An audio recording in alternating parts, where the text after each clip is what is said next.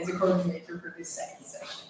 It is my great pleasure to welcome to Zagreb my dear colleague from Caposca University, Angelo Maria Monaco, who will be talking about refiner a vernacular idiom, a focus on the 14th and 15th centuries limestone sculpture in Salento through the looking glass of Scultura del Cinquecento. Let me ask you, first of all, I have to cut the title of my paper, and I did. Okay. To start, I want to thank the association for the organization of this very interesting conference, and the Asinka for sharing with us in the cultural paper for today. So the title of my paper is Refining Vernacular Idiom, La Scultura del Cinquecento in Italia meridionale by Francesco Negri Arnoldi. Due to the difficulty to provide insights on a critical phenomenon in 50 minutes, I shall try to shift the attention on some short quotations chosen for Negri Arnoldi books in order to highlight the mission of Negri Arnoldi, that according to the scientific profile of Ljubo Karaman, his most important contribution to the general history of art lies in his theoretical considerations of the notion of the periphery. Against the hierarchical approach to the works of art and to the art history, Francesco Negri Arnoldi's position, 1922-2018, played without any doubt a fundamental role, not only by redeeming some categories of works of art from an ancillary dimension with respect to the major art, such as an vast range of possibilities of sculpture, but above all, by retracing a geography of the development of the artistic craftsmanship along the southern area of the peninsula. As it is very well known, Renaissance Italy starts from Venice and ends to Naples. The gap with southern Italy depends on an old stigma given by Vasari in his Vite that almost nothing had to declare from Naples.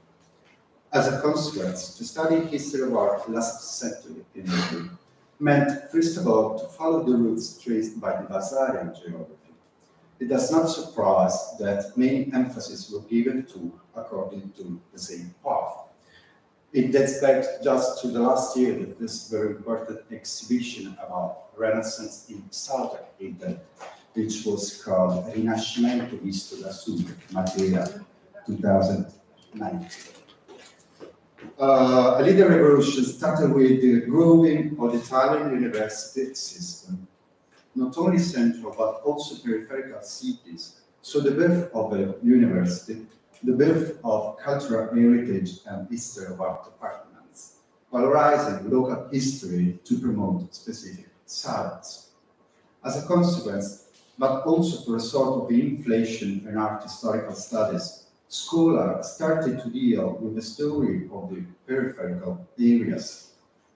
A turning point in the critical debate was, with no doubt, the essay by Castelnuovo in Gisborne, published in 1979 on the Storia dell'arte Naudi, which was the core result of an interdisciplinary approach to art history as a subject matter on a national scale.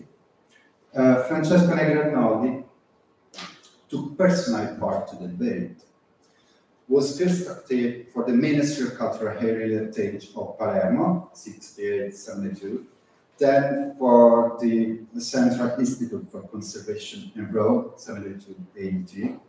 Later, he taught at the university as full professor, at the University of Lecce in Puglia and Viterbo in Lazio. And from 1997 until his appointment as Professor Emeritus in 2008 at the Roman University of Tor Vergata. He was author of a very important essay and monograph concerning a wide range of art historical topics and the methodology behind the study of history of art. Referring to the proceedings of the conference for more in-depth analysis, I can only limit myself to showing a few covers in such a way as to bring out the variety of interests, ranging from conservation to artistic techniques, from the history of the art at the sector to the dissemination of knowledge. Pivotal from this perspective of dissemination is the book Scultura del Cinquecento in Italia meridionale, which was published in April 1997. As in a kind of distillate, the experiences gated by Negri Arnoldi in the heritage offices converge here. The collected documentary material re-emerges methodologically reorganized according to a center and periphery perspective, without ever giving into the temptation of hierarchical subdivision, but rather favoring the processes of correspondence between phenomena and the play of stylistic influences. The starting point is the awareness of having to deal with a fragmentary catalogue of words, corrupted by time, seeming unknown, in most cases completely devoid of correct or supportive documentation, where the only exception in certain Italy will be the cases of the sculptor Angelo Maria and Antonello Gaggini, for instance. The book is divided into four main sections: Napoli, Sicily, Calabria, Puglia, and Basilicata, which was so-called the Terra d'Otranto. The length of the chapter is directly proportional to the extension of the phenomena of the Spanish viceroyalty in which the Napolitan capital is the master. I quote, with the administrative political dependence of Naples sit on the viceroy, the process of marginalization and provincialization begins for these regions, which will determine their slow decline. But as for other Italian peripheral areas, it does not seem to compromise more than a lot of economic dynamics and the same artistic activity. In fact, during this period in Puglia and Basilicata, there is a legal recovery also in the field of sculpture and art, which, however, remains more than others linked to local cultural resources. Also in the use of the common materials is the adoption of local sources. So, as in the constant use of the local high traditional craftsmanship, the practical experiences of stone cutters and carvers, which represent the true basic school in the formation of the figure sculptures themselves. At Naples, three factors play here: the presence of Spaniards, the presence of Tuscans, the presence of Lombards. The result of 16th century sculpture in Naples, as therefore the result of a classicity three-headed coined, ready to spread out in several geographical directions with the stress for political reasons in southern Italy.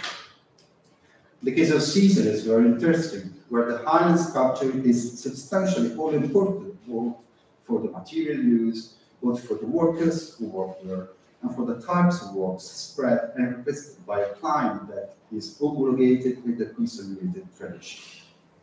As an island in itself, the sea plays a fundamental role by shifting the axis of commercial and artistic traffic along the routes of the Tyrrhenian Sea, straight as the line that connects the two ends of the island, Messina and Palermo, with the port of Carrara, from which precious marble blocks have come since the 15th century, together with numerous artists looking for important commissions.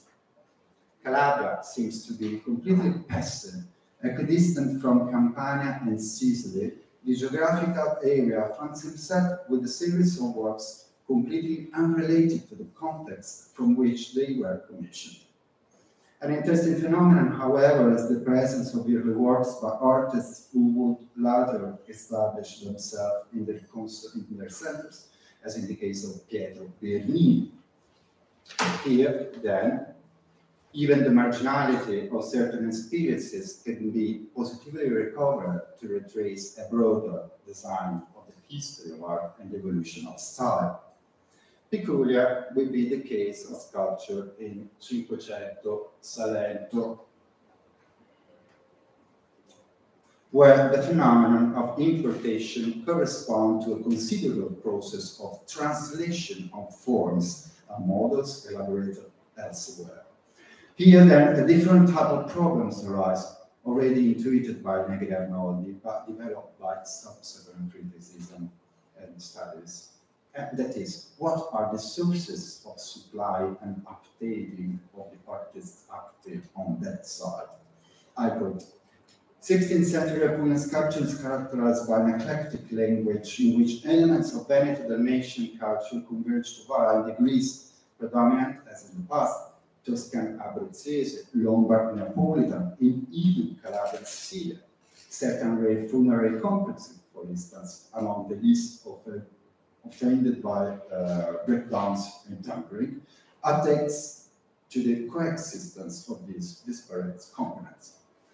Artists such as Gabriele Riccardi, Stefano da Putignano, Domenico Catalano da Cassano, very popular at their times, expert limestone sculptors and often architects. They were able to keep alive the tradition of the Romanesque construction site, from which the various Nicola Pisano and Niccolo dell'Arca had emerged, who must not forget that all the sign as coming from the Apulia, by updating the style of the works of the new instances of the Renaissance. A hybrid style was then created in which memory of the past and awareness of the present coexist, often maintaining a profound identity matrix that linked to the materials of sculpture used. Francesco Negri Arnoldi is among the first to recover this important situation, distinguishes itself in years in which the Apulian regional historiography, on the one side, in the north of Bari, was concentrated on its Romanesque past, reinvented in the identity restoration practice of the beginning of the 20th century. And on the other side, in Lecce and in Salento, aspired only to affirm the triumphalistic age of Baroque, Barocco Salentino.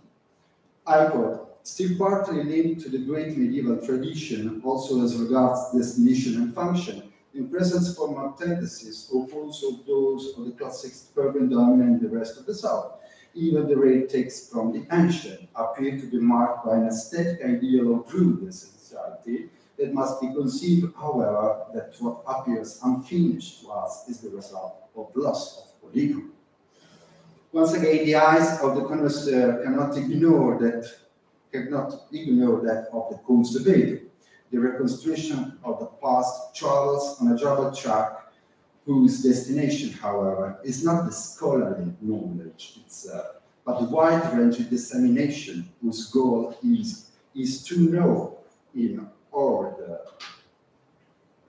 to disseminate and develop a sensitivity in the eye of the observer, who is first and foremost a citizen, and our holder of such a gracious art heritage.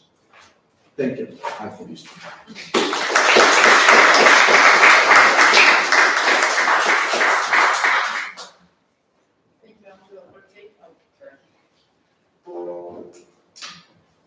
Thank you, Angelo, for taking us to southern Italy with this extremely important reflections of Negri Arnoldi on how to interpret what is outside of centers, even in the Italian context. So I'm looking forward to the discussion. And our next speaker is Beatrice Tanzi, who is a PhD candidate at Ca' Foscari University and also a team member of other project.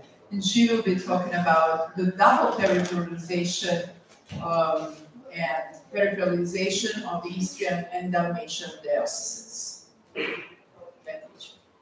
Good morning, everyone. So, in the context of the tight and complex dialectic of the relationship between center and periphery, on which the indications.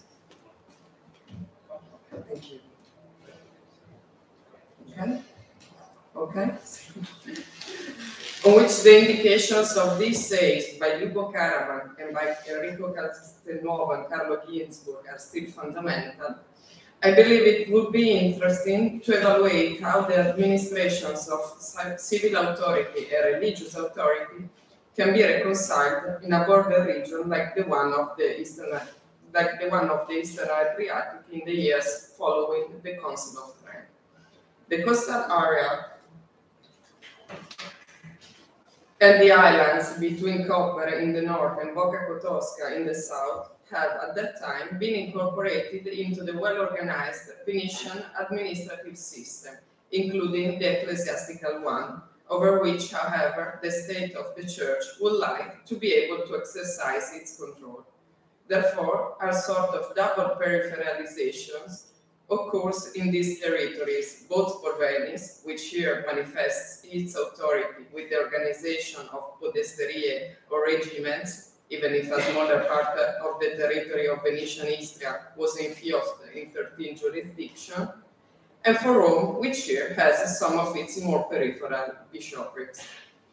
The forms of control and government of the peripheries take place as regards the religious sphere through the apostolic visitations, directly sponsored by the Pope, and which constitute one of the most effective implementing measures and means of verifying loco the provisions issued by the Council of Trent.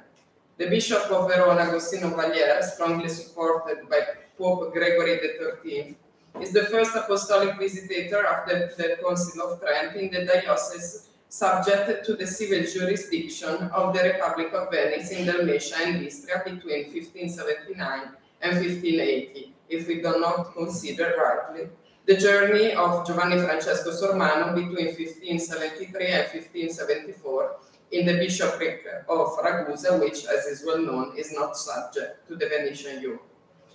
The use of apostolic visitations, deemed necessary in those dioceses whose territory is subject to different sovereignties and therefore politically dismembered in several states, is nevertheless perceived as an interference in the internal affairs of the state. The very particular position of Venice over Rome is now generally recognized, and with the appointment of the Tres Savia l'Eresia and the reorganizations of the courts of the domain, the will of the Serenissima to centralize and directly control even more strictly religious matters is configured, opposing to the intrusiveness of visitators sent by the Pope the reasons for an autonomous protection. In this regard, the parallel with the visit in the same years of Valier's trip of Carlo Borromeo to the western outskirts of the Serenissima, while he was Archbishop in the capital of another state, that of Milan, is significant. This fact created a growing discomfort both with the local clergy and with the Venetian government, so much so that, following this discontent, the Senate and Patriarch Giovanni Trevisan in 1580 refused the apostolic visitation to be made to the city of Venice, recalling how Carlo Borromeo in Brescia had introduced extraordinarie novità, extraordinary innovations, not only in things appartenenti alla religione, belonging to religion, but also in mere secular. Also during the visitation of the Diocese of Cremona in 1575, which is as well a very peripheral bishopric, a strong intolerance against Borromeo emerged. The Apostolic See gave the prelate the faculty to visit the Fabbrica del Duomo, but the Massari strongly opposed, claiming their autonomy by virtue of their being a secular institution, dependent only on the city council. The contrast was so severe that Borromeo had to threaten them with excommunication to gain access to the premises. The inspection of the Bishopric of Venice planned for Carlo Borromeo in 1581 was therefore carried out by Agostino Valier, after the dismissal of the Nunzio Alberto Bolognetti following some rather daring maneuver at the beginning of the visit. It is therefore evident that if, on the one hand, the Venetian bishoprics are governed in the great majority by Venetian patricians, even apostolic visitations were tolerated only when carried out by ecclesiastics of the Serenissima. For this reason, the inspection of Istria and the coastal territories of Dalmatia and the islands is not affected by particular hostility, certainly also thanks to the fact that Valier maintained a more moderate and less inquisitive attitude than that of Borromeo. However, Valier, working on the edge of such an unstable balance with the government of San Marco, has to interface with other problems due to the fact that not all the territory of Istria and Dalmatia was available for Valier's inspection. In the 16th century, Eastern territory was divided between the Venetian Republic and the House of Austria. Significant part of Dalmatian territory was occupied by the Ottomans. Valier only visited the area under the control of the Venetian Republic. In Istria, he did not inspect parishes under the Austrian dominion, part of the Diocese of Trieste, Archdiaconship of Rijeka, which then formed a part of the Bishopric of Pula, Archdiaconship in the territory of the Earldom of Pazin. It is not clear whether he visited the Diocese of Pican, the center of which was located in the territory of the Earldom of Pazin. In Dalmatia, Valier did not visit a large part of the Bishopric of Split, occupied by the Ottomans. From the reports of Valier's visit, however, important diatribes emerge within the various bishoprics, with the Bishop of Verona finds himself having to appease, as in the island of Stress, under the Diocese of Osor, ruled since 1575 by the Byzantine patrician Coriolano Garzadori. Already at the beginning of his episcopate, Garzadori made a visitation to his territories, strongly encouraging both an adaptation of religious life to Tridentine regulations and a renewal of religious buildings in the territories under his responsibility. This created quite a few discontent within the council that did not appreciate these continuous attempts at reform and repeatedly complained in Venice about the prelates' violations of old customs, such as controlling the income of expenditure of the island churches.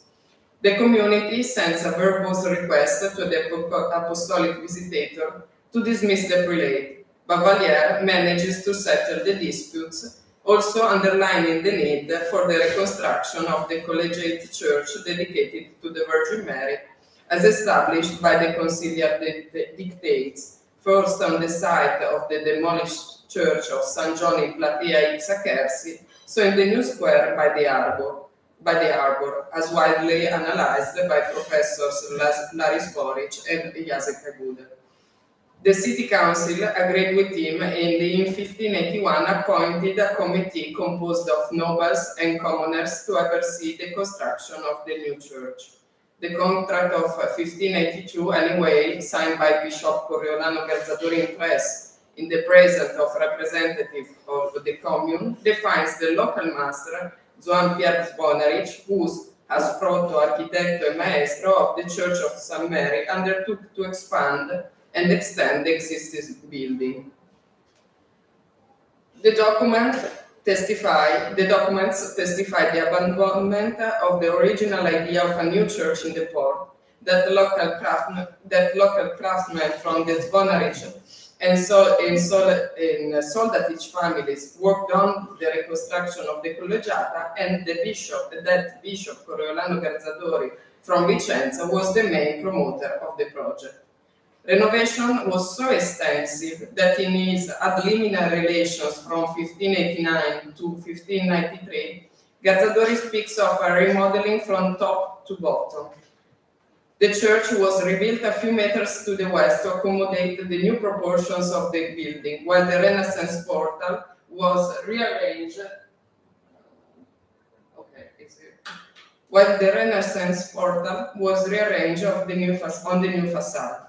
Bishop Garzadori and Proto Zvonaric, in order to create a building worthy of cathedral status in Tres, tried to imitate the late 15th century Osor Cathedral in dimension and morphology, thus expressing the early stylistic way, unlike the monumental city gates, where the local master worked,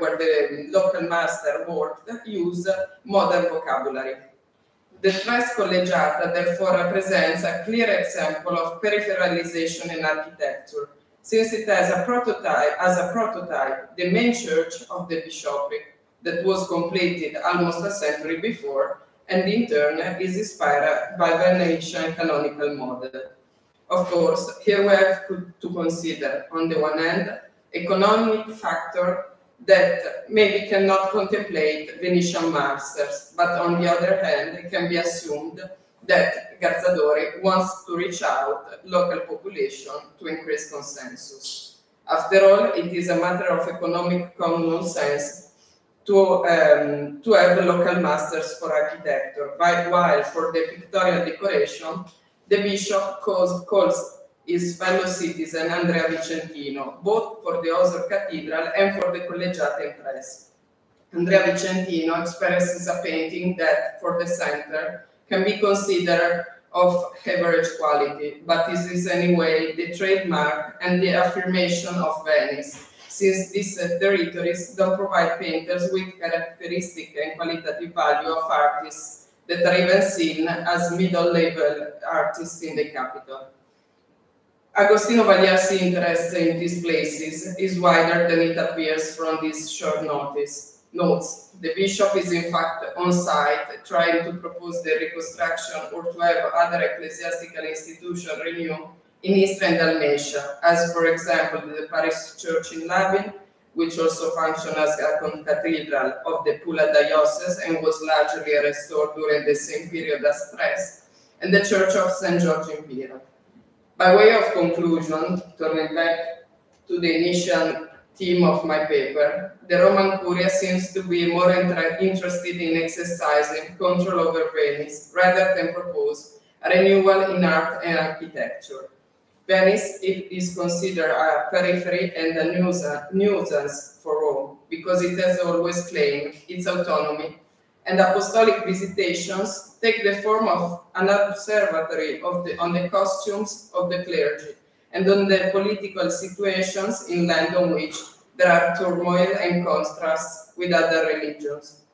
At the same time, Venice wants to make these territories a well-marked offshoot of the Serenissima. The far east wing of the land of San Marco, composed of a heterogeneous population and of a melting pot of religions, has to make sure that its cult must never be confused with the others. But on the other hand, as I mentioned, Venice is subject to the control of Rome. And therefore, we can talk about this as an emblematic and problematic case of double peripheralisation. Thank you. Thank you, Beatrice, for taking us through the problems with Roman Curia and Venetian territorialization strategies. At this point, I would like to move from his chair because our last speaker of this session has sent a registered presentation and she will appear on the screen, so otherwise I won't be able to see. Her name is Jelena Todorović, and she will be talking about the reversal of central periphery paradigm in an understanding of the world of Universal Baroque. So have a little bit of patience until we set up today. Good.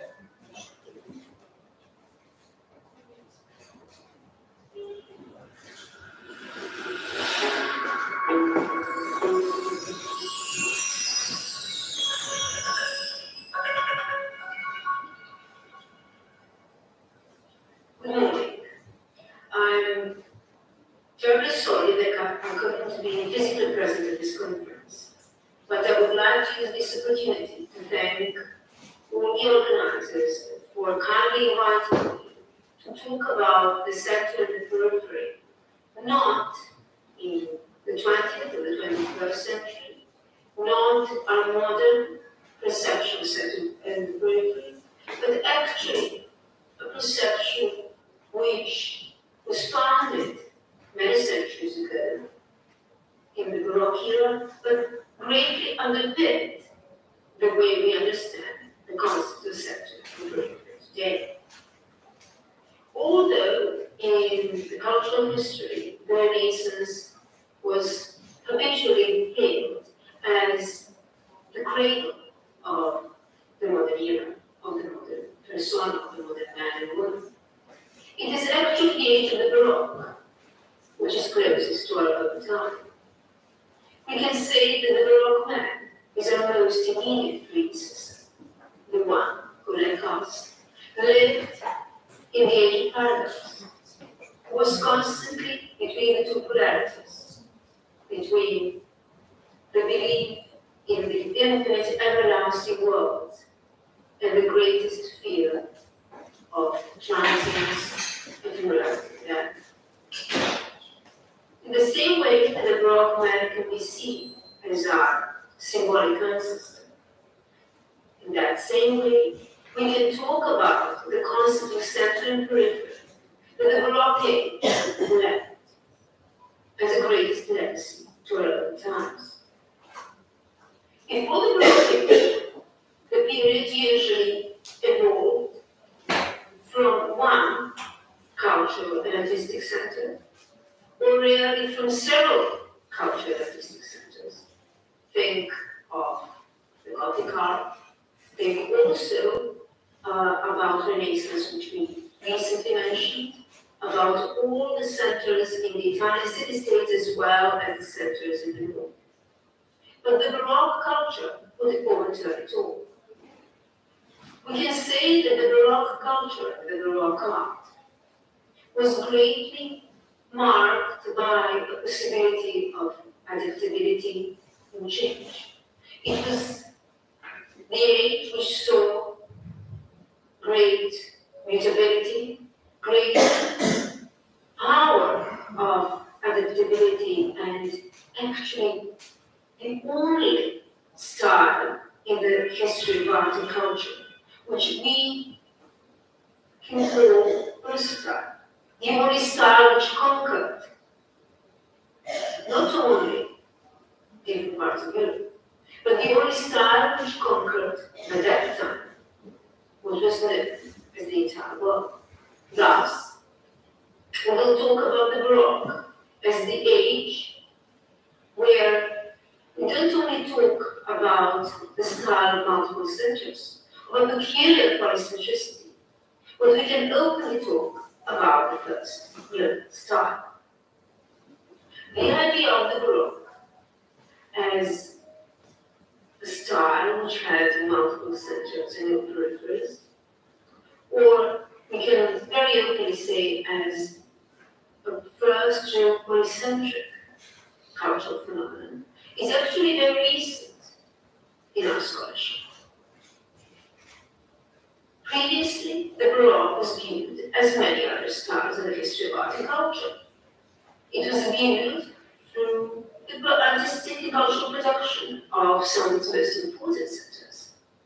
Paris, of course, Rome, not to forget Vienna and Madrid, but also quite confidently the Baroque of important Catholic states. So there was talk about the Baroque in Portugal, the Baroque in the German city-states, of course, the Baroque in now the Czech Republic, Poland. Very at that time, someone was talking about the South American Baroque, or the Baroque of the Orthodox Archbishop locality, or actually English Baroque, without saying that these are only pale and frail reflections of the many artistic and cultural concepts which actually derive from one of those time-honored centers. However, in the Baroque era, the situation was profoundly different. Because in the Baroque, the age of the first global style, actual visual idiom and cultural idiom presented remarkable power of adaptability, of change, of mutability, which allowed some of the main stylistic and cultural concepts of the Baroque to be appropriated in the different cultural, confessional, and regional circumstances. When we talk about the global Baroque style, or as Peter Davidson, who published his famous book Universal Baroque in 2007, calls it, the Universal Baroque world, we have to bear in mind the way the Baroque world, or Baroque culture, became universal. There is one predominant worst whom we can thank for just warming the purely European style to political phenomena. And this is the Jesuit order. Because wherever Jesuits came with their missions, wherever they built their colleges, Baroque visuality, Baroque concepts, Baroque emblems, Baroque Jesuit theatre, Baroque. So from Angelo to Cusco, from Mexico City to Scotland, there were models and matrices of Baroque culture. When I said at the beginning that the Baroque transgressed confessional, cultural, and actually continental boundaries, we only have to remind ourselves of the vast production of Baroque art, which existed in the areas previously untouched by other styles originated in the European continent. So think about as diverse examples as decorations of the cathedral in Mexico, decoration of Santa Maria del Popolo in Rome, or maybe the Parish Church of Vienna. On one hand, they all display very vividly their regional differences, but they all also display the glorifying power of the Baroque art. Because when we think, and thinking that is, as we know, a very restrained time, so I can't give too many examples, but when we think about some elements, some visual elements of the visual Baroque language, and look how they were disseminated through wide, universal Baroque world, it will be very clear in what sense we can really talk about universal Baroque culture. For this particular event, I decided to single out two elements which are really present in the Baroque visual culture. One is the emblem of the flaming heart. If one thinks about a predominant, really emblematic emblem of the Baroque culture, it is the flaming heart where the Christ or Mary's, which not only displayed the burning devotion of the Baroque era, but also carried in itself a much wider significance. So on the first image, we have that same flaming heart, the one on the important monuments designed by Jelena Todorović, which is the monument to Salento. And in the center, in the very center of Baroque culture, and we can say one of the centers of Baroque culture, it was more than expected. The second example is actually from Mexico. From there, of course, in the Jesuit members, and implemented as one of the vehicles of the dissemination, and not only of the Catholic faith, but more precisely of the Catholic faith visualized through the Baroque visuality. However, you will see the difference. Because the flaming heart of Mexico has already some visual elements which are actually amalgamated from the culture. A third and fourth examples actually originated not from the Catholic emperor, but from the Orthodox one. Because we must not forget that two important centers of Baroque culture, which were Kiev and Russia and the Kiev the Mohican Academy, and on the other hand, the Archbishop of Bucharest, as a part of the Austrian Empire, actually appropriated Baroque visual idioms and also the language of Baroque political presentation to affirm their both ecclesiastical and political positions in the universal Baroque world. And actually, not themselves and made themselves understood visually in this first great age of image, as we can call the Baroque culture.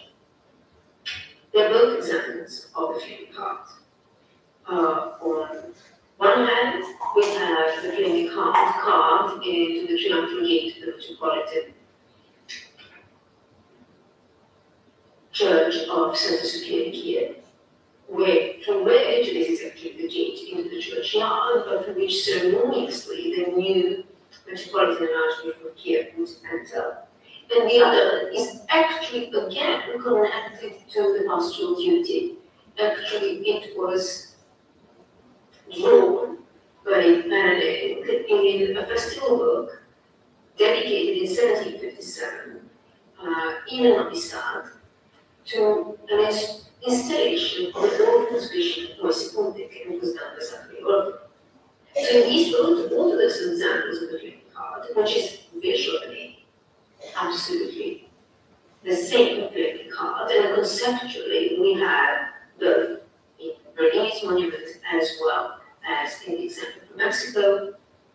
This flaming heart is actually not only the image of the Christ's love to all Christians, but also it was supposed to symbolize the brotherly love the prelate has for his congregation. The emblem books, like those of Cesarino, Andrea Arciati, and many others, were simply translated into Russian and into Ukrainian, and as such disseminated throughout the Orthodox world, and allowed those prelates, those congregations, to appropriate the emblematic language of the Baroque, and actually employ it for their own ecclesiastic and political propaganda. So emblems like that, as the flaming heart, can very easily demonstrate in which measure and to what extent we must not think of the Baroque as a world of few important centers in Rome, in Madrid, in Vienna or Paris, but actually that each of these entities, Mexico, Cusco, Kiev, Sremski Karlovac, Vienna, Rome, but also the cities in England, where we have to say the Baroque world was the world of hidden Catholic beliefs and also the hidden projects connected to the visual universe of the Baroque culture, but still English Baroque, as well as the Orthodox Baroque, as well as the South American Baroque, were equal representatives and equal centers of the Baroque. Thus, as we often talk in the Baroque architecture, we cannot anymore think of the Baroque as a world of a single center, but much more as a polycentric universe, as much as Burmese churches or Bernese sculptures and multiple viewpoints and multiple focal points. And for the end of this talk, I would like also to stress another element which allowed the Baroque culture to overturn or to reverse this concept of center of the group. It was the profoundly fluid world. Although, when we talk about Baroque, we don't always think of the change of mutability, of transformability, of adaptability. These were at the very foundation of the style itself, as we have briefly shown in this presentation, but also it greatly marked the many visual and cultural creations of the age. Think about the great swirls the paintings of Caravaggio, the great spiral movement in Rubens's most important works, the undulating lines of the facades of Bernini, or the swirling figures when they are mocking Bernini. But also we have to think of the same age, the same polycentric age, as fluid in the vision of time and the vision of space.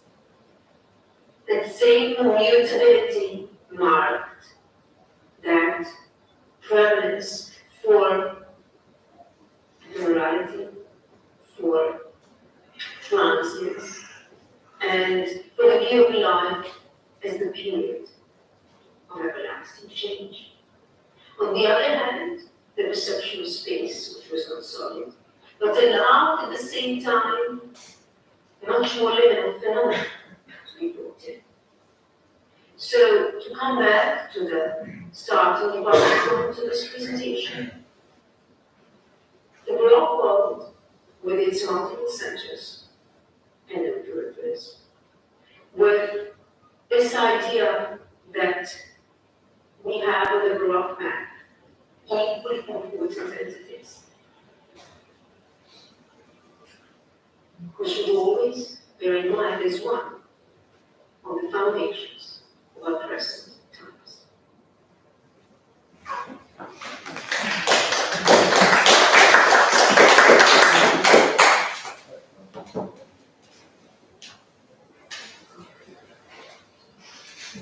Thank you for bearing with us through this interesting presentation with yet another point of view on stylistic and periodization matter and its spatial, geo, and historiographical organization by Professor Todorović.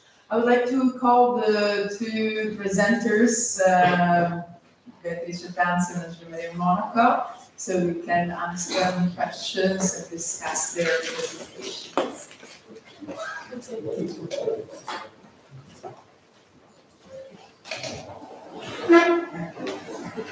So I open the floor for discussion. Any questions or comments? I'll be happy to pass the microphone a bit.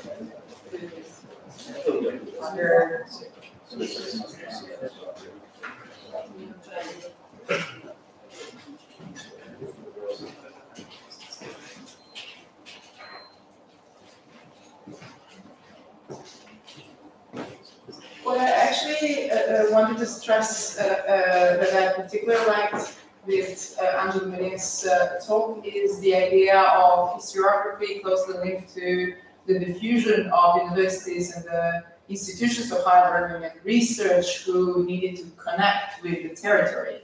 And this is actually the phenomenon that kind of incited the ideas, the books actually by Negri Arnoldi, who had this vision of connecting with the territory and having students actually. Oh, sorry. Yeah, could you please comment on that?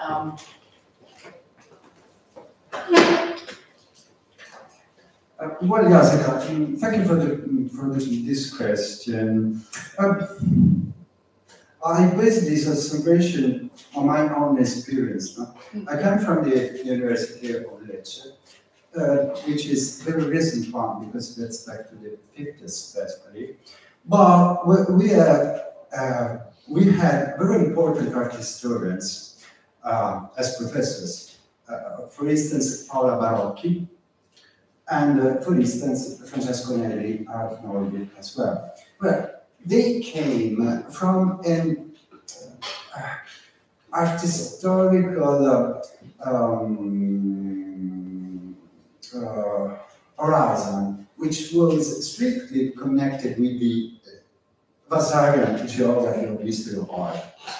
And then was, for themselves, was a sort of a surprise to find such interesting phenomenon, artistic phenomenon in Puglia as well, and in Lecce as well, and close to Lecce as well, which was from a historiographical point of view, was a peripheral region, but it was very important during the 15th century and the 16th century. Just think to the Basilica of Santa Caterina in Galatina, for instance, which is one of the most impressive Gothic buildings in our original area.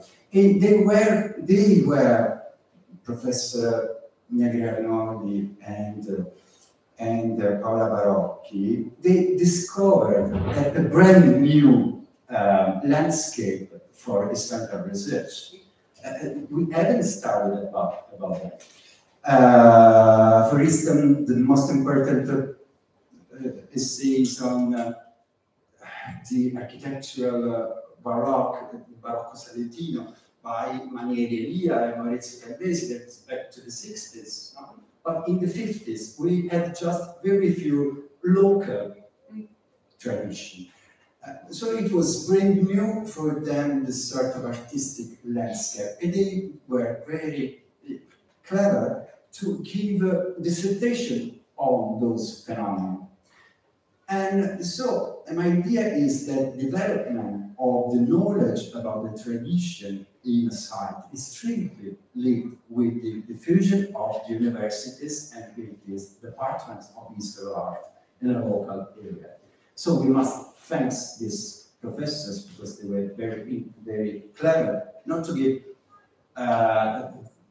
the dissertation about Vasari to students in Lecce, but for instance, one of the most important resources for my PhD dissertation in the early 20th century was about a dissertation given by Paola Barocchi on the Renaissance liturgical works of art in the Cathedral of Otranto. And so it was very important, because it was a starting point. So this is the idea. And particularly Francesco Negri Arnoldi was keen to link this idea that it's not necessarily periphery what was did there.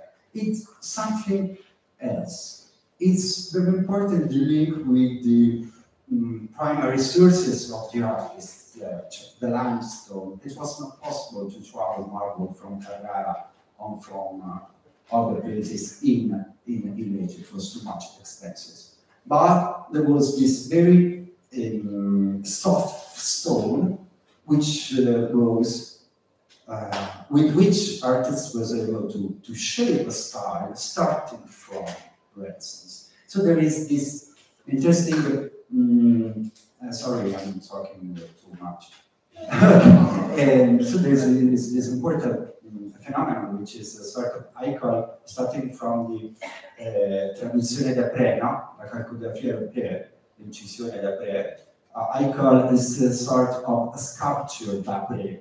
So you have the translation into another material and then which is stated somewhere else, okay?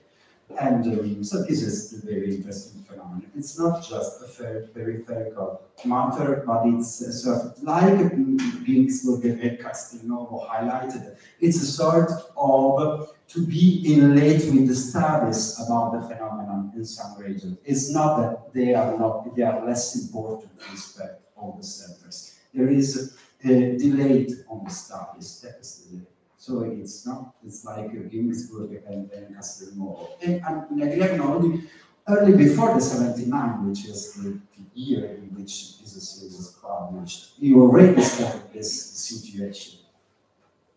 Well, in some respects, I don't know whether somebody wants to add on this, because we discussed it a little bit last night when we had a talk on the didactics of art history to international students in a place such as Zagreb, for example. How do you do it? How to respect the canon, which is a historiographical canon, and the quantity of knowledge your students are expect to know, or quantities is a bad word, so.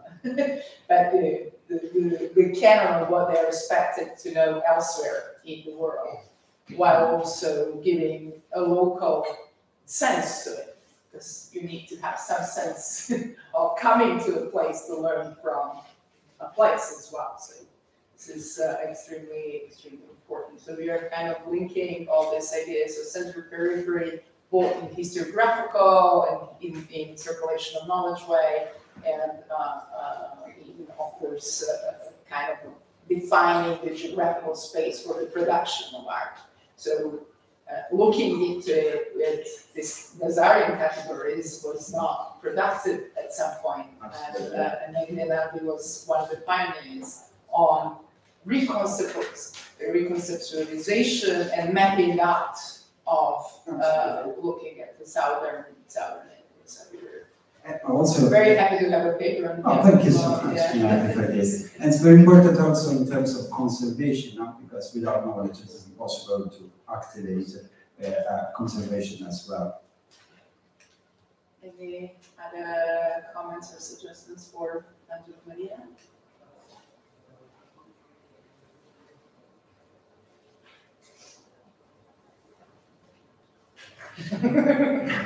We speak later. I started to speak before.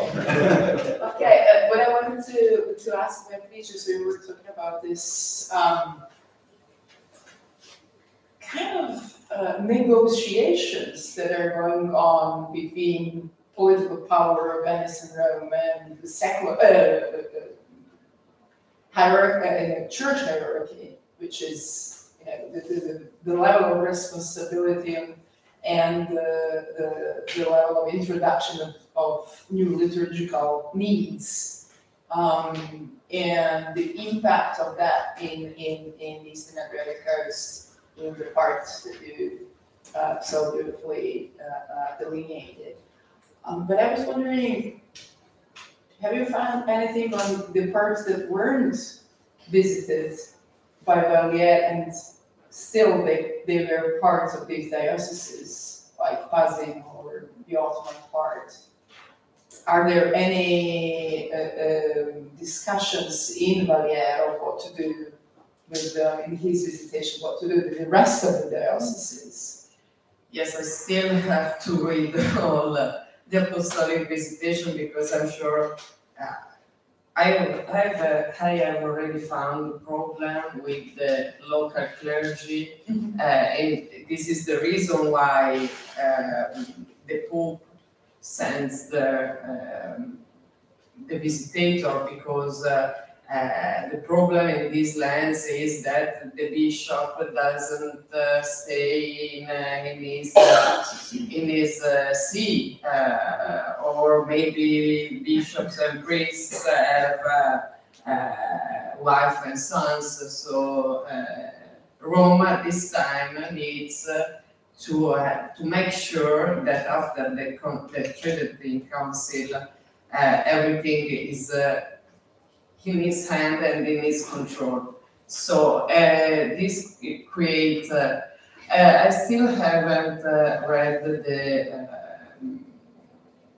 the visitation on areas where there are sovereignties, as I said. So it will be, of course, interesting to see. For example, as I mentioned, it doesn't visit Trieste, but so it's obvious that he visits less important parishes and zone in a territory which, for Venice, I think it's so near and so important. It's really, really interesting for me to note that Rome is not interested in architectural and artistic matter. Is only interested in managing and to control Venice, what is doing Venice in these territories, and what the clergy is doing in these territories, and what the population respect the cults and so on. And so it's really a matter of equilibrium of powers. Any other questions or comments for two speakers? If not, we'll conclude at this point. Thank you very much. It was a very, very productive morning, and I guess we'll continue to discuss